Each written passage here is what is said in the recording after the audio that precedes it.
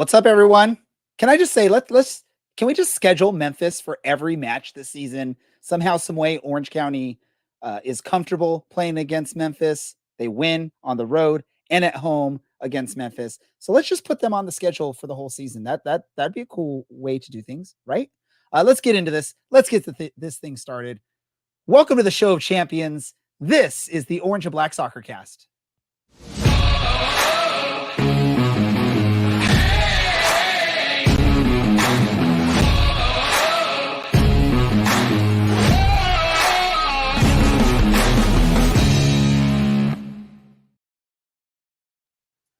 How's it going, Orange County? Welcome to the Orange and Black Soccer Cast, the first and only show dedicated to Orange County Soccer Club, its fans, and supporters. I'm your host, Ray Zamora. I'm going to take you through this journey as we discuss all things Orange County Soccer Club. We've got a nice panel helping us out. First, let's go to Dylan, the original co-host, the original Robin to my Batman, I guess is the way we'll say it. How you doing, Dylan? I always thought of myself more as a butler, but I would say maybe you're more the Batman. You have the deeper voice, so that would make more sense. But start wearing a mask. Yeah, you should start wearing a mask. That would be fun. I'm happy about 3 points. I'll say that. And even though it was only 3 points in 2 matches, 3 points, it was a great 3 points. Let's just go there. We'll talk more about it. We got the bearded one himself, Mr. Larry. Larry, how are you doing? I'm doing fantastic. Just super excited about that performance Saturday night. Looking to see, very curious to see if they can repeat it in Tampa. Yeah, definitely. And the last person helping us out on this, I saw him rocking out to the countdown music in the background. That's Mr. Matt Elder. Matt, welcome. Loving the hat. Howdy, gents. Doing well. What's going on with you guys? Haven't seen few of you in a while, so happy to see you. We're ready to have some fun on this. I mean, it's interesting. We did lose midweek, but it doesn't feel like it because we had a great weekend match. Did I have a foul? What was my foul? I want to know now. If someone could tell me. Thank you, Edison. Let's do this. Let's get into things because it's seems like it's already that kind of show. Midweek, New Mexico, not the prettiest of matches. Dylan, thoughts? Did anybody expect us to get a result from this match? I don't think we've ever particularly done well there. I can think of maybe one result back in 2019.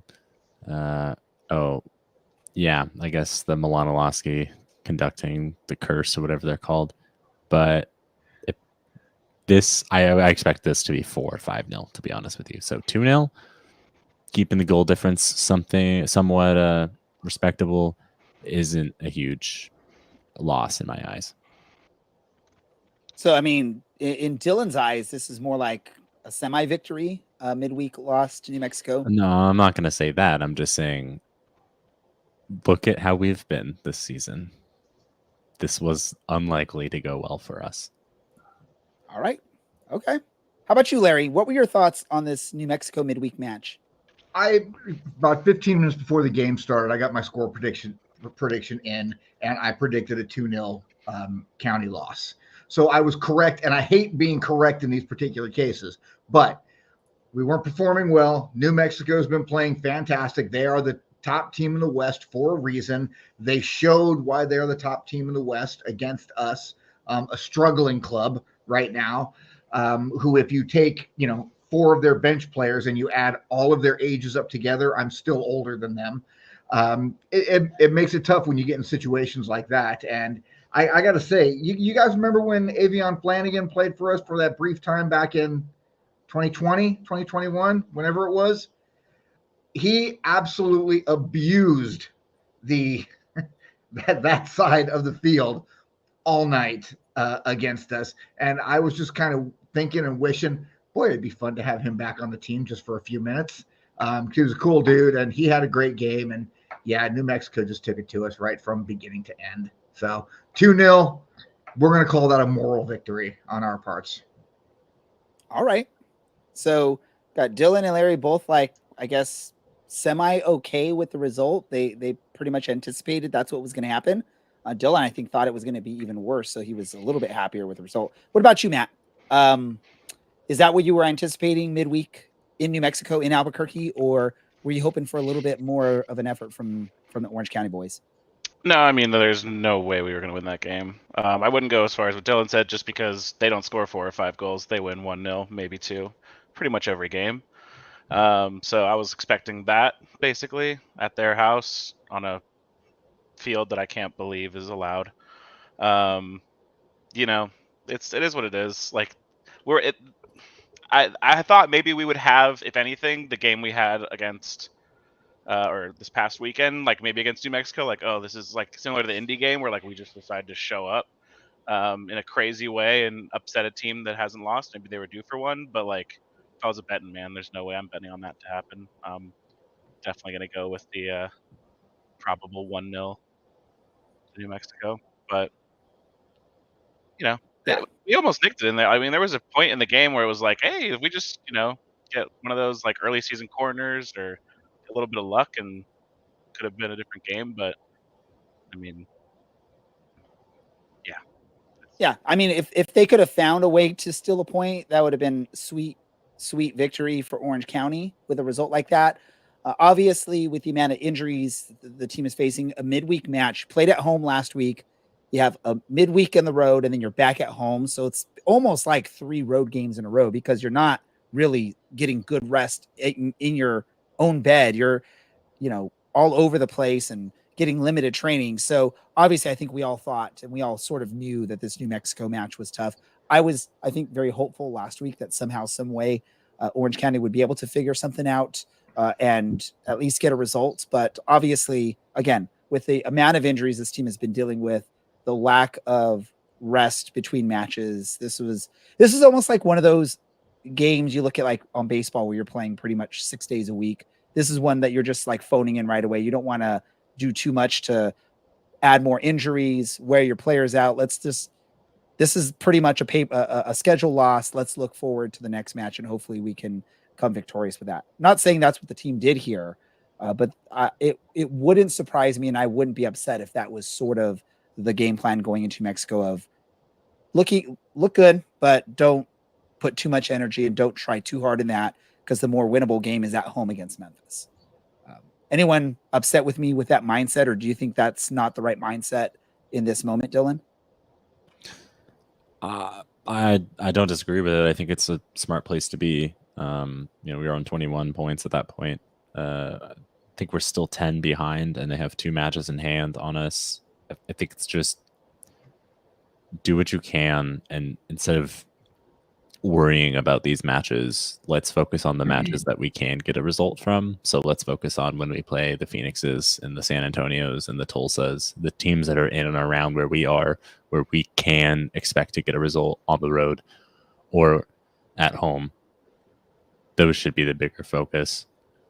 Obviously, if we ask anybody from the team, they're going to say, no, every match is winnable. And, we thought we could get 3 points if we execute our game plan properly.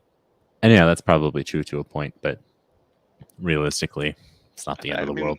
I think that's maybe subconsciously, but that's never like professional players almost never have that mentality going into a game.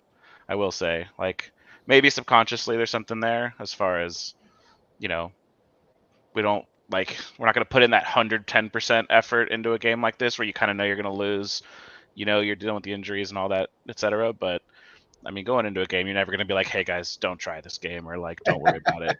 It's never going to happen in professional sports. But like subconsciously, probably there was a hint of like, hey, just don't get battered. Like, we're just going to shore it up and just hope we don't get murdered here. Yeah, this to go with that, like, this felt like a match where we said, hey, we're back at home on Saturday and we can probably get a result against Memphis. And I think even beforehand, you just start to look at what's happening afterwards. Can you just imagine the gaffer, right before the game starts? Hey, like producer Andy just put up there. Hey guys, listen. First of all, don't get hurt, and let's give a solid 65% tonight. Well, here's the way you look at it, right? Is the following match is a home match against a team that you've already beaten on the road, so they're beatable. Your roster can beat them because you've done it already. Although Memphis came into this match, I think, playing pretty well. But Orange County comes home after the midweek loss, puts, I don't know. I think we've already called out a previous match as their best performance, but this looked like their best performance this past weekend against the Memphis team. They were, although the possession numbers weren't in Orange County's favor, they dominated when it mattered, which is getting the ball into the back of the net. And the cool thing is it was a team effort. It wasn't one player doing all the work. And not to, pat myself on the back, but I think last week I talked about Ethan Zubak doing things, but players not being there to receive the ball when he's heading it into a space he's anticipating a player. When the ball's lofted up, he's heading it or controlling it and trying to get it to a teammate. And there were a few times in this match where we actually saw that it worked and the team looked better. Dylan, thoughts on this match? Possibly best match of the season for OC so far? Maybe our most dominant, where even 1-0 up, it didn't feel like Memphis really had a quick response for that, versus if I look back at Colorado and Bryce Jameson's brace, I was just thinking, I don't think this is over yet. But this one never really felt like Memphis was going to get back into it. We played to our strengths and potentially Memphis's weaknesses. That was really good to see. It was really good to see us rely so heavily on the youth and score more than one goal in a match, more than 2 goals for a match. And I think having 4 different goal scorers, it harkens back to the beginning of the season where we had like 4 different players with 1 goal each. Milanolowski is a very good player at this level. To lose a player of that caliber, we're not going to pull kind of a fringe MLS player and watch them light the league on fire. It's going to be a group of 4 or 5 players stepping up to try and create that same production. That's what we're getting now. It just felt good. And massive credit to Ben Norris for getting out there and just looking like, oh, hey, thanks for letting me get this first professional start. I'm going to reward you guys by just absolutely working as hard as I can here. And Bryce Jameson continues to be, I think, as he described, an unpredictable player. And just, when you're a fullback and you're trying to defend someone that is unpredictable, you have no idea what's going to come, and he's probably faster than you, so you just know that you're going to get beat at some point. Larry, I have to assume, or I guess it's just a positive aspect, the 2 outside defenders starting the match. I mean, that's a big chunk of a big part of Orange County's successes when you have Ryan Dogman and Owen Lambe both starting and playing, decently well in their positions. How important is having some of these players that we've been missing back in the lineup, and how good was the shake up in the lineup and bringing in a youngster like Ben Norris into the lineup, in your opinion? I'm going to talk about Ben. He is really quickly, in the limited times that he has gotten on the pitch the last 2 seasons, he is becoming one of my all-time favorites at Orange County Soccer Club. If you guys remember from last year, I gave him an A+ for his season grade because he took Kevin Lambert's ass right out, and I loved every second of that. And I thought Ben played a great game. He was consistent. He did what he needed to do, and then just a little bit more. And I think he showed everybody, hey, you know what? I might only be 13 years old, 13, 19, 18, whatever he happens to be. I think I have T-shirts older than him. He showed that he belongs, and he can put in some shifts and help this team moving forward. Now, if we have all of our players, all of our normal first-team players healthy, is Ben getting on the pitch? Probably not. But he did what he needed to do Saturday night by showing that, hey, look, you can call on me. I'm ready. When it's my time, I'm ready. Let's go. And I thought he did fantastic. Now, having Ryan and Owen out there on the wings, man, that is a huge, huge thing for this team, because those are two of the biggest catalysts we have on this team. I mean, you've got Owen's banger right here, which is absolutely fantastic. And Ryan down that left-hand side, he's scary. He's big, he's strong, he's fast. He takes it to people, and he did that last night, and it was great to see him. I think he played I think he played 62, 63 minutes. I could be wrong. But he looked good, and he's getting his legs back. He's going to be back in there for 90 minutes, coming up here real soon. And that's going to be that's going to be huge in turning this team around, I think. Matt, what about your thoughts on this match? How big of this victory, or how important was this victory for Orange County's morale and sort of getting prepared for this next part of the schedule? It's huge. It's one of those things where had this game not gone that way, or if we gone the opposite direction, we're looking at like a pretty bad slump that's starting to take shape. And this was a great way to kind of turn it around. I think, there's been some negativity among, fans and whoever, where it's like, what's going on with this team? Or are we going to win another game? Or like how the slide was happening. And to have a result like this, especially after a game like New Mexico, where it kind of looked a little hopeless at times, it's great to kind of get that confidence back, bounce back, and show the league and even our own team, honestly, more importantly, that like we can perform, we can get a result, and we're still in there for a shot. I mean, the West is so incredibly tight. Like, as long as we can get a couple results like this to finish out the season, like we still got half of it left, we'll be fine. Especially considering all the injuries and all that. Yeah, and the big benefit again about this league, and we've talked about this in seasons past, is just get into the playoffs. And it's a whole new season once you make it into the playoffs. If you get on a nice little run at the end of the season, heading into the playoffs, who knows what can happen? And we all know, yes, they haven't had the best season so far, but this is a dangerous roster. If they're fully healthy, this is a really good roster. I would assume if we sneak in the 8th or 7th seed in the West, most of those top seeds are looking, if Orange County's healthy, we don't want to play them in that opening round of the playoffs because of how dangerous they can be. Is that a stupid comment by me, Dylan? No. We've won the West before and no one took it seriously. Sorry, everybody outside of Orange County didn't take it seriously because, it's about the cup at the end of the year. We've also won the cup and we got a star for it, and that was pretty awesome. But, it's American sports and it's about the playoffs. So it's about us just getting there. And then you win 4 and you get a second star.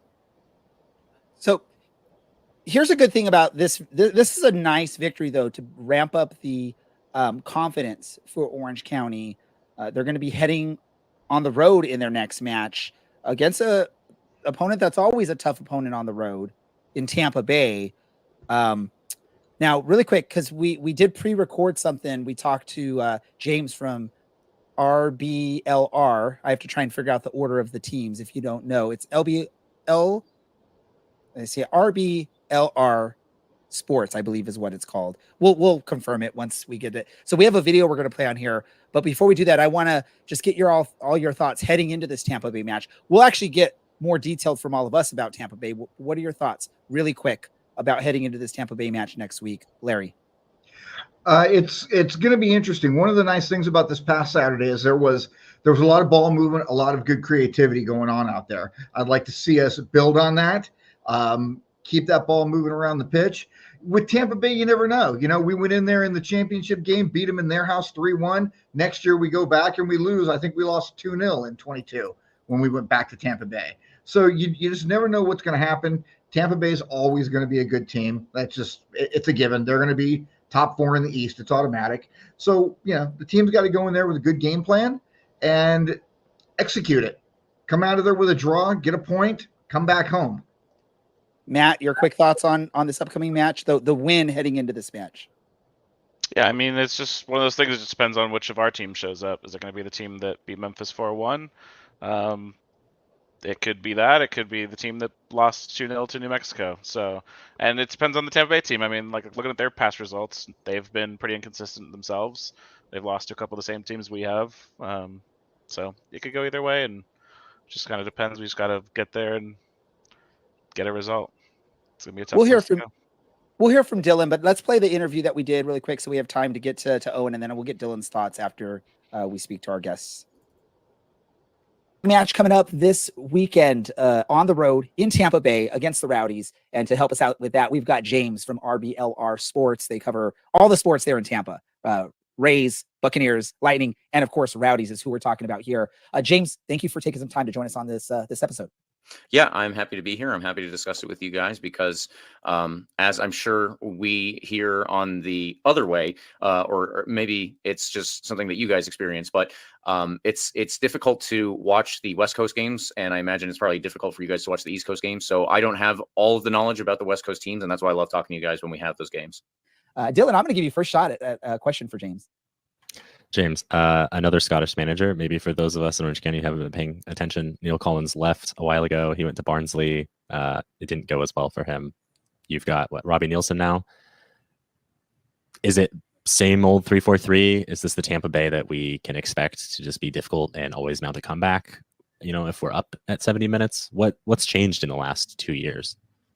Yeah, that's a good question because obviously there is the cultural background, but I think that for whatever reason, we have had two managers who do like to play relatively similar styles. It's not obviously exactly the same because we don't have the exact same players. So that would be a big difference here. But we do usually play with three at the back and then a very big emphasis on wing backs as well. So yeah, the wing backs are going to be very important for us, just as I'm sure it was under Neil Collins previously. Lewis Hilton is going to be taking up the same role that he was before. He was another big piece under Neil Collins. He remains that under Robbie Nielsen now. So you will see him be very important. And then the other big piece that was not there previously, who has really stepped up this year, has been Danny Crisostomo, somebody that you guys might be familiar with because he was mostly on the West Coast for his USL career. Yes, exactly. And yeah, he is kind of an all-action player at this point where he is going to try to get himself involved in helping us build up the wings with those wingbacks that I mentioned earlier. So on the right side, it has been Pacific Nyongabire, comes to us from the Canadian Premier League. And on the left side, it has been Blake Bodley. He just had an injury recently. So he's actually been replaced for, I think, the last game or two with Eddie Manjoma, another mostly West Coast player. And yeah, so that is the team that we have been building up to mostly over those two wingback positions and then trying to create number overloads, let's say, with those players. And then if they can get the ball back into the box with Manuel Arteaga sitting there, he has been deadly for us up top. And Cal Jennings has been the other guy who's been really involved in the build-up for most of our chance creation. Cal Jennings was a very hot commodity coming off of that 2022 season, I think. Is he... It sounds like from what you've said, he's not leading the line. Are we expecting him to drop in and let the other two kind of run past him? What is his role and how is he slotted in for the Rowdies? Yeah, I mean, I would definitely say he is still leading the line, so to speak. It's just a bit of a difference in terms of where he scores his goals as opposed to where Manuel Arteaga scores his goals. So those are going to be our two most dangerous players for sure up top. And Cal does like to drop in a little bit deeper so that he can build up a head of steam, kind of running at players. And that is where you will most likely see him dropping in to assist with the build-up along with the wingback. So he would mostly start out on the right side. The last couple of games, it was Josh Perez who was starting out on the left side in a similar role. They have been the guys who add to the numbers to try and create those number overloads that I was referring to. So yeah, like I said, on the right, it'll probably be Crisostomo along with Nyongabire and Cal Jennings. And then Cal Jennings, if we need this positional play, then it would be him receiving the ball, like I said, a little bit deeper. He can turn and he can just run at people because that's something that he's good enough at, that he can create chances just by doing it. On the other side, it'll be Josh Perez and I guess probably Eddie Manjoma this weekend. If not, it'll be Blake Bodley, depending on where he is in his injury comeback. And then they will try to build up those numbers where they can get it up to up the wing and then cross the ball back in where they can try to find Manuel Arteaga. So it is leading the line for both Arteaga and Jennings, but it is definitely a slightly different role for each of them. Arteaga does appear to be the guy who's going to be sitting in the box a lot more frequently. He's going to be the guy who's going to try to get on the end of crosses a lot more frequently. And Cal Jennings is someone who's going to do it all on his own if he can. Josh Perez has been the guy who will do it all on his own on the left side, but he's just a less frequent starter, I guess, probably down to the fact that he doesn't have as many goals as Cal Jennings. But to try and reach the same tally that Jennings and Arteaga has is a very tall task. So that's why they stay on the field as much as they do. I think the last time Orange County was a competitive team and played Tampa was, in a final. Yeah.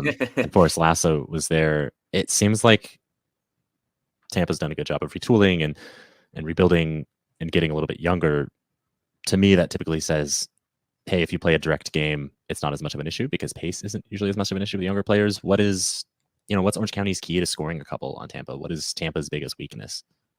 Well, I would lean towards a couple of different items, I suppose. So there are a couple of things that I would say are potential issues. So one thing is quick direct play can be a problem. It's not always the biggest problem because, as you said, there have been moves to try and get a little bit younger and therefore a little bit quicker on the back line. If the Rowdies will identify that as a large potential problem, then they will try to cover for that with a little bit more speed that they can add to the back line. So usually we can prevent that if needed. But at the same time, it has been a little bit of a problem here and there. Where I would really say the Rowdies have had a lot of issues, especially lately, is off of set pieces. The other thing, any team can be caught in transition. So yeah, that quick direct play will catch us, but we have also had issues definitely with set pieces. And I don't remember exactly which game it was. I believe it was a 2-2 draw. So I would have to go back and look, but there was a 2-2 draw, if I'm not mistaken, in which both of the teams' goals were scored. I'm sorry, it was a 3-2 win for us against Louisville. It just came back to me. But the two goals that were scored against us were both off of set pieces. So there are definitely problems when it comes to that. I don't know if it's maybe the team gets a little lackadaisical and they lose their focus in between those moments where a team is lining up to actually take the free kick, the corner kick, what have you.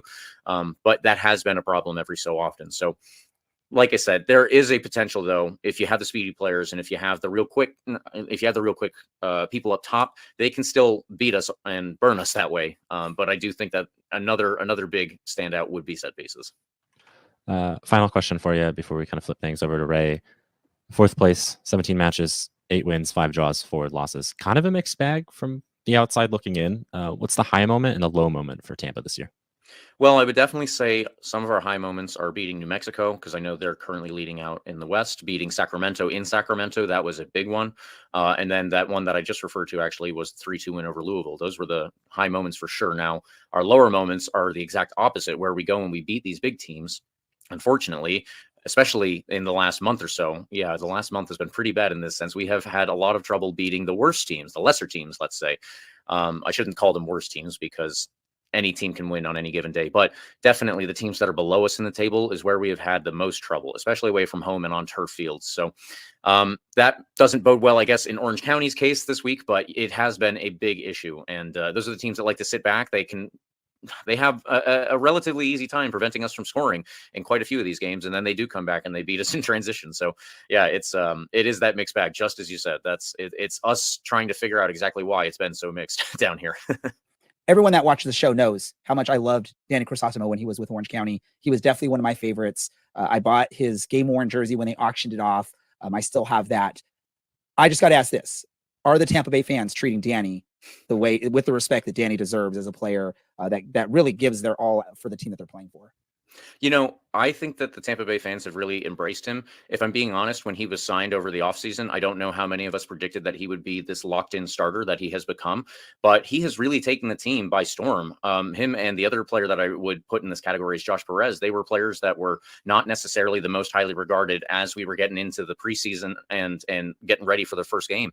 And since then, both of them have really taken over the chance creation for the Tampa Bay Rowdies this season. So yeah, Danny Crisostomo, I really, what I want, because his name is so long, it's always hard to fit it onto a line when I'm doing on my notes for our own podcast. But I would like for us as a fan base to come up with some type of nickname that reflects the way that he plays. And I don't know that we have done that yet, but if you guys have any suggestions, then I would also like to take those, because we could get something going there for sure. He is so hardworking, just as you said, and I personally love to see it.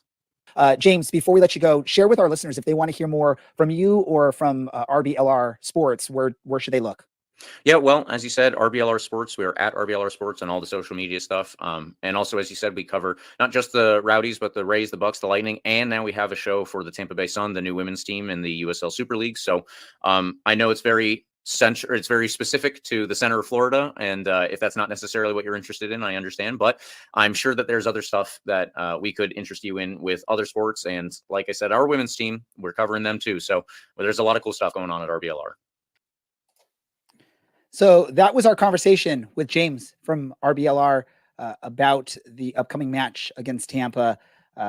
Good thing is we have someone we're going to speak with here about this upcoming match, and he was actually getting to listen a little bit to what James was sharing. So maybe he wrote down some notes, took some pointers of what to find out. That's Mr. Owen Lambe, amazing goal scorer for Orange County this past weekend. Owen, welcome to the show. Yeah, thanks for having me, guys. Happy to be here. Yeah, I know we're glad to have you on, especially after a great performance from not just you, but the team as a whole. How important is that win at home against Memphis as you head onto the road against Tampa for your next match? How important is a win like that for you all? Yeah, it's big. It's big for the belief in the group. You know, we had some tough spells before. So just to have like a performance like that and get 4 goals at home, it's massive. And how much did the performance you all had ignited the fans that were at Championship Soccer Stadium? How does it feel as a player to hear these fans, super stoked about the way you all put on 4 goals over a really quality Memphis team? Yeah, no, it makes a big impact for sure in the game. When we feel like we're in spells of momentum, I feel like having you guys cheering us on and having that energy from the fans, it can really push us forward to continue to want to score more goals and work hard on the defensive side of things. So no, it's massive. And when you hear the roar after a goal goes in, it's big, especially in the second half against Memphis when they scored. Yeah, it's always fun when you all are closer to CLC and those fans in the cheap seats getting rowdy for you all. And I just got to say, for any of our fans or listeners watching live on this podcast or on this stream, feel free to throw in your questions. If we have a time, we'll ask Owen. Owen, I have one more for you, and then I'm going to pass it around to my fellow co-host. If you were listening to what James was talking about, sounds like Tampa Bay sort of plays to the level of their opponents. So they're doing really well against the teams that are the toughest teams in the league, like Louisville, New Mexico, Sacramento. And then against some of the lower end teams, they seem to be struggling. What are your hopes hearing that with the way Tampa Bay's been playing? Are you hoping that they're taking you guys for granted, that they can get an easy 3 points on you? Or are you hoping that they're going to treat you more like the top competition in the league? Yeah, I'm not too worried about what they think about us. It's more kind of what we can do this week, like what we can do each day, how we can prepare to play against them. When we watch the clips from our staff that they've created, how our staff feels like we can impose our game against them and go away and get a result. Yeah. Awesome. Hey, Owen, I want to talk with you a little bit about your 2 goals that you have scored so far as a member of Orange County Soccer Club. Now, last year you had an absolute banger from the wing. Saturday, you had it almost identical. Did you realize that these goals were almost identical to each other? Yeah, I figured out the technique was a little bit similar. The angle was different, but the technique was very similar, yeah. Angle was different, but technique was very, very similar. As a matter of fact, I think Andy put together a clip of the 2 of them. Andy, you got that clip?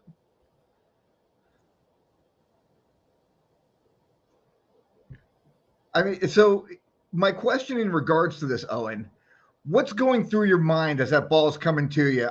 Ben headed it back in, and I think one of the Memphis players headed it back out. It's coming right to you. Are you thinking, hey, I'm going to do this, and then I'm going to hit this shot like this, or is it just straight reaction? Yeah, it's all instinct. Like when we go up for a set piece, I'm always on the edge of the box, so I'm thinking if the ball pops out to me, I'm going to try to have a shot.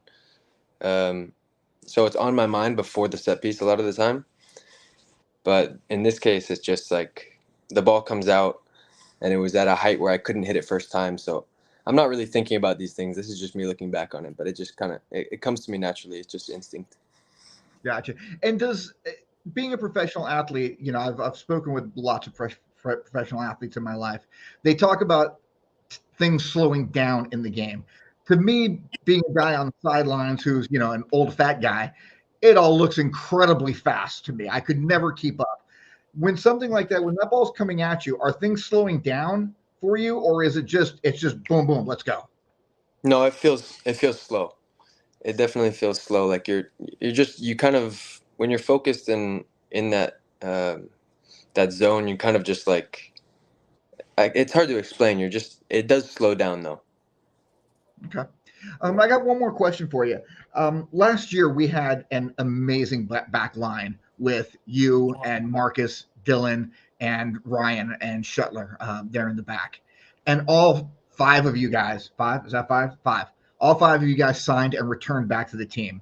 So, of course, all of us as fans are incredibly excited to think that, hey, these five guys who gave up almost no goals all season, we've got them back again, except that it hasn't quite worked out that way. So how have you had to learn to communicate with, basically a completely new back line, with the exception of Colin being behind you? I know Ryan's starting to come back from his injuries. How difficult has that transition been versus what maybe you were expecting for this season? Yeah, it's different because over the course of a season, you form relationships with the players who are around you. And when that is changing so often as it has this season, it becomes difficult to kind of feel and communicate with the guys around you. But the principles always stay the same in our system, defending wise. So, yeah, that's what I can say about it. Got it. Owen, before we move on to Dylan, I believe he has some questions for you. I just wanted to confirm for anyone that's watching, because you've had some bangers for Orange County now. You are a defender, right? You play a defensive role, correct? I play a defensive role on this team, yes. Okay, because I mean, you're putting in some bangers that some of the forwards, wingers, and strikers probably would be jealous of. I'm sure you got some jealousy from some of your teammates that are the goal scorers watching you make some of those or put some of those in the back of the net, right? Yeah, they're happy for me. At least after the game. Owen, you've been omnipresent this season, and unfortunately, a lot of your teammates have struggled with injury. So, what are you doing for recovery to stay healthy and to stay fresh between matches? It's a lot of the work for me came in the off season. I was working in the gym a lot with one of my buddies from my hometown. And I feel like that helped me get through the first stage of the season, which was like preseason and when you start ramping up the intensity. And then once you hit a rhythm in games, it becomes easier to recover from each one just after maybe like the 5-6 game mark. So for me, it's just listening to my body. What do I need? A lot of the time it's just sleep. You need a lot of sleep, me specifically. Water, just trying to do the things and listening to my body, most importantly. Got it. Matt, I'm going to hand it off to you here. Yeah, I had a kind of similar to Larry's question. So last season, very settled back line. And I'll throw Kevin Partita into that as well, just because I think he was so key to how we built up. And we had a very, I would say, consistent style last year of kind of keeping it on the ground, passing it around the back, trying to build out from the back. This year it's been a little different. How have you kind of adjusted to that or kind of changed your game to kind of do things a bit differently, I suppose? Yeah. There's been some games, like, for example, Indy, when we won away, where we kind of knew going in they're on a really good spell of games, and we have to just play an away game, which is staying really compact, keeping the distances between us really close, taking a little bit of extra time on throw-ins, set pieces, just slowing the game down, hitting the channels, which is difficult to defend when the ball is going over your head a lot. So these things are like things that ideally we wouldn't have to do, but that's just kind of the situation we've been put in a little bit this year. So okay, that's all I got. Owen, we do have some fan questions, and thanks to everyone for asking in. So we're gonna hop right into those and then let you go. Matt Adams asks, "What's your dream winger partnership?" Oh, I'm gonna have to say Marcus Rashford. He's pretty good. I might get some heat for that right now, but it's still my favorite. Does it bother you at all that he plays on the other side of the field? Technically, he could play on the right. Okay. All right. This leads me just preemptively to my next question. Dream club to play for. You could probably assume after that is Manchester United. I did figure as much. We have another fan question from, I believe, one of your former college teammates. Who was your favorite college teammate, and why was it Irving? Yeah, Irving. I'll go with Irving. He knows about the Nutwood days, and now he's met me here at OC, so it's been fun having him around. Nice. While I wait to see if there's going to be any other fan questions, kind of rapid fire questions for you. What's your best soccer memory? Ooh, that's tough. If it's easier, if your earliest soccer memory would also Earliest soccer memory. I remember my earliest soccer memory is playing AYSO with my dad as the coach. Yeah, scoring goals. Always just scoring goals. Nothing's changed. I guess your dad was anymore. Your dad was a coach. Was he a tough coach on you, or was he equal to everyone? No, he was equal. Equal. Yeah. Because sometimes dads expect more out of their kids that they're coaching, or they expect their kid to be like the coach on the field type thing. I sort of do that with my son. I don't put too much pressure on him, but that's something that happens a lot. Hey, you guys want to talk about pressure from a dad? I was once late to baseball practice, and the coach made me run laps, and my dad was the coach, and he's the one who drove me to practice. So there's pressure. That is pressure. Owen, how hard is it playing at altitude in New Mexico and Colorado Springs while we're at it? Colorado, I definitely noticed. New Mexico, I didn't really realize it was at altitude. At least nobody told me, so I wasn't thinking about it. But Colorado, it's significant. It's hard. You lose focus a little bit quicker, and the first 15 minutes of the game, you're gasping for air. Got it. It gets dry too, so it's difficult. And I think my last one, we may have asked you last year, but who's the worst on the aux? Because the most common answer is Seth Kasipli, but there's been a few other names that have been thrown around.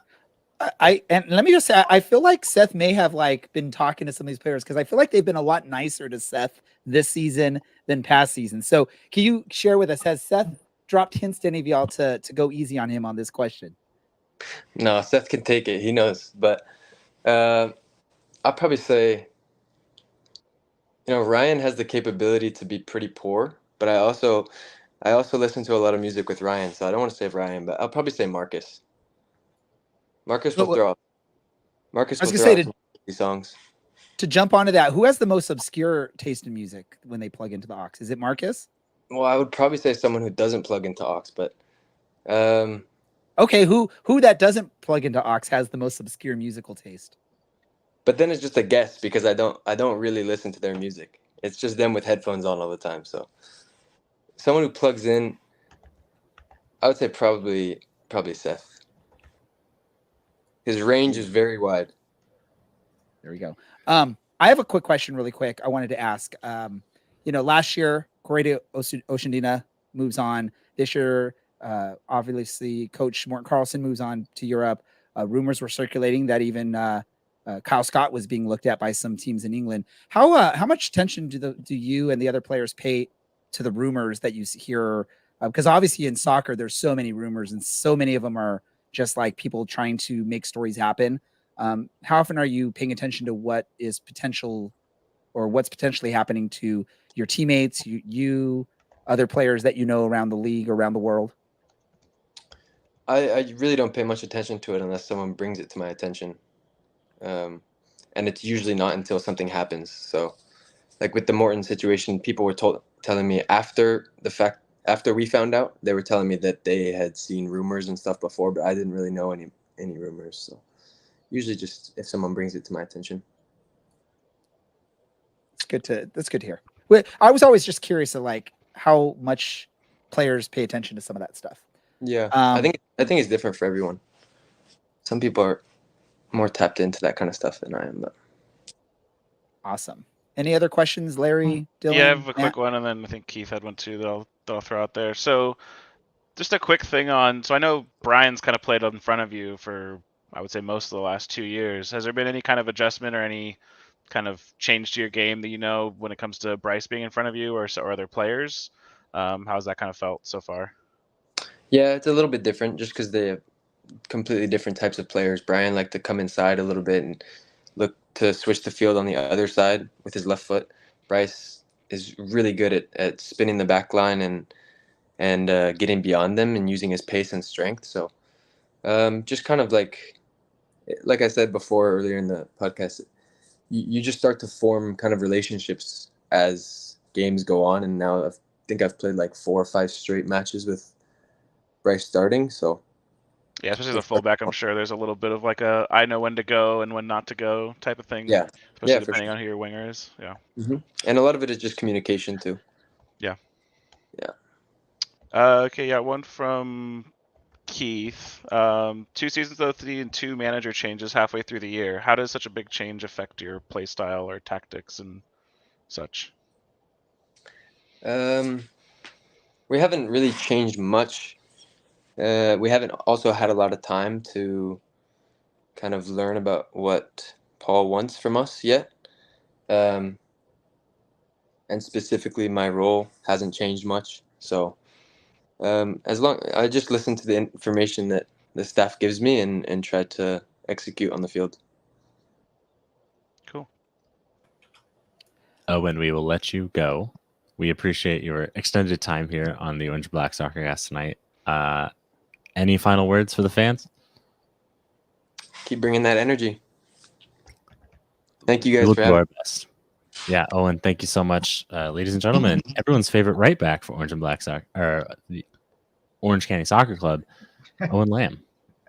Hell, he could you, be a Owen.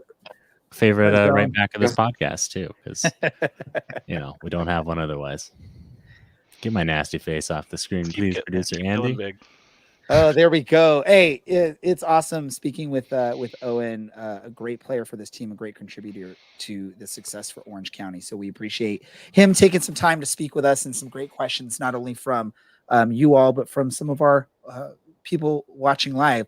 If you don't know, we live stream this show. That's sort of why when you listen to me in the intro, I'm starting to use the word show more, because really that's what we are. We're a show. And we then release a podcast episode of our show. So every Monday, 8:00, you can watch us live. You can participate with us. You can contribute chats, questions, ideas, thoughts. We will read them. If we like what you have to say, we will talk about it on here.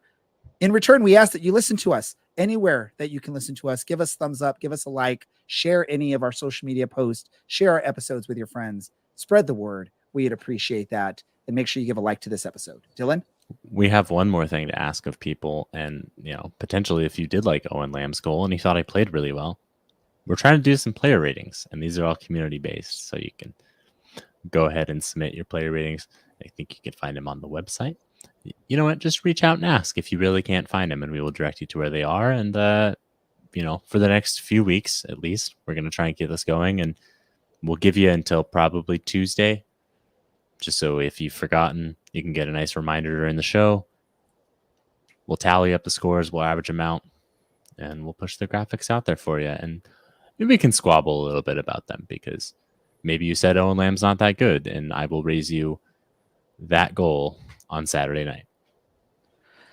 As promised, Dylan, I'm going to give you a little bit of a brief moment here just to talk about, that win against Memphis, heading into Tampa Bay. Your thoughts about this Tampa Bay match coming up? Oh, that felt like a million years ago. I think this is a good place, and I think I might just be parroting Matt Elder here, but this is a good place to say, hey, we probably didn't expect to get a result from that, but we did, and why not go and take that and try and make that 2 results on the bounce? And maybe this is where we jumpstart the season. It's the halfway point. It's a good place to kind of readjust and say, okay, maybe we're not playing for being the best in the West right now, but let's give this a good go, and let's try and get a home playoff match and see what we can do when it all starts shaking down at the end of the year. Perfect. I'm going to hand it off. Who wants to handle the updates on the prediction game that we have? Well, you don't want me doing it because I'm in dead ass last place and I'm horrible at it this year. So Dylan, take I'm it not over. your guy. All right, great. Thank you, producer Andy, for pulling it on up.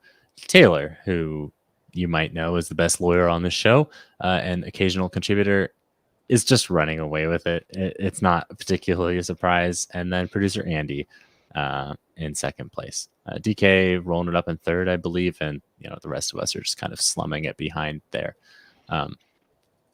Beyond that, I'm really quickly trying to just figure it out. I think Taylor does. No, Taylor might have the highest score out of everybody at this point, which probably lends some credibility to our show. But big shout out to Kayvon on 37 points, right behind Andy. Look, if we look at the match day for New Mexico, kudos to the 30% of you that said Orange County win, but 70% of people said we're not getting a result from this match. But you can see the change as we looked at Memphis, and so I think maybe the players weren't looking past the New Mexico result, but certainly the fans were, and just saying, "Oh, let's see what happens with Memphis." And well, hey, almost half of us are right, so it's probably time that we predict for this weekend's match. Ray, who's winning? Who What's is the winning? score? That's a good question. Orange County's going to win this match. I missed last week by, I believe, just a goal, because I think I predicted in the official predictions 4-2 Orange County against Memphis. Hopefully it went through. I don't know if I submitted it right. But for this one, let's just go with the same score because it worked last week. 4-2 Orange County on the road in Tampa Bay. Larry? I honestly don't know what to predict anymore because I am literally wrong week in and week out. So having said that, let's just go ahead and pray to God that I'm wrong again. 2-1 Tampa Bay. Okay, Matt. Oh man, go with my heart or go with my head. I'm gonna probably say 3-1 Tampa Bay. Hey, I've tried That both hurts. with you, Matt. That Neither one hurts. worked. It's already one Did where we we're get looking Dylan's? past this. Who are we playing next? I'm gonna go 2-1 Tampa in this one. And honestly, I hope I'm right because I just want to be slightly better than Ray. There we go. Well, awesome. Let's move on. Let's wrap things up. We got to go to this favorite part of the show. What did we learn today? I'm going to go to you first, Larry. What did you learn in this episode? Well, I learned that according to producer Andy, you are the comic relief of the show, Ray. And I've known you for 4 years. I've never once found you to be funny. So I learned that today. What did you learned that you don't find me funny, or you learned that Andy thinks I'm the comic relief? That Andy thinks you're the comic relief. I mean, occasionally you throw a good zinger out there, but outside of that, no, I've never found you to be the funny one. Dylan is obviously the funny one. I mean, just you can tell by the tone in his voice as he speaks. Yeah, maybe funny looking. Dylan, what did you learn in this episode? I learned that while soft spoken, I think Owen Lambe was ready to go for this one. Their chat was popping off. People for years back in his life, it seemed like, were just, hey, top scorer in high school. Hey, forward in college. Hey, favorite. Look at him. He's the quiet, consummate professional. Awesome. Matt, what did you learn in this episode? By the way, I feel like every single player that plays at a professional level was a forward in college or like high school or something. That's exactly what happens. No one plays defense in high school and then goes on to play professional sports. Like it's always like it's a striker that's too big, so they moved him to center back once he got to the pros. Like that's always the case. I swear, every single time. So here's what I'll say. I want to bring something up because I feel like we didn't talk about it enough, and I'll use it as my thing I learned. I learned that this podcast does not respect Bryce Jamison's game like we should, because he was barely mentioned in that review of the Memphis game, and wow, what a difference that guy made. I don't know if it's the tactical change that, not to toot my own horn, I've been saying for a while now, to move him up higher and just play him like as a forward/right wing that doesn't sit back and hold hands with Owen. Which we've seen in a couple games this year. Have him up top, have him running off the back of the defenders. If we're going to do this long ball over the top, then that's got to be Bryce Jamison standing right there next, holding hands with their left back or center back, and it worked wonders on Saturday. So long may that continue, please, especially as the RBLR guy says that they're not so great against a quick counter. Sounds like Bryce Jamison's name's written all over that. No, I appreciate that, man. I do believe we've shown love to Bryce throughout the I year. know, We I'm didn't do too kidding, much but this we just episode. didn't mention him enough in this Memphis yeah, game. He scored 2 goals, or he scored a goal and drew the pen. That's what happens when you have 2 matches to review, a match to preview, and we're going to have a player on. It's hard to get it all in. So we do our best. But no, way to give a shout out to Bryce on that. Yeah, I'm looking forward if that is in fact the case, what the Tampa Bay gentleman James was talking about, the counter and the quick pace. Him and Dunbar can probably be dangerous against a Tampa Bay team if they can play their game and hopefully finish properly. I think Dunbar is due for something because I know he's been struggling a little bit with his finishing. So we'd like to that. What did I learn in this episode? I learned nothing. Dylan is shaking his head like I learned nothing. Do you have the capability to learn? I don't know. I really don't know. I did have something in mind, but I totally forgot it. So I'm just going to stop there. I learned that Larry thinks I'm not funny. That's what I learned, I guess. But yet I just laughed at that. Yeah, you did. So I guess I am funny. I want to thank everyone for participating in this, from my co-host Larry, Dylan, Matt, my producer Andy, for all of you all that were listening live, contributing in the comments, throwing in questions, thoughts, predictions, whatever you were throwing in there. Also, our guest for this episode, Owen Lambe from Orange County SC, James from RBLR. I'll get better at it, just rolling off my tongue, but right now I still have to think about it before I say it. Hey, that's how things go. And we had such a jam-packed show. We're still doing this within the hour limit, so that's a victory. I learned that we can do that when we're talking a lot. For everyone involved in the show, thank you for listening. Remember to give us a like, follow us on social media. This is the Orange and Black Soccer Cast, and we are out.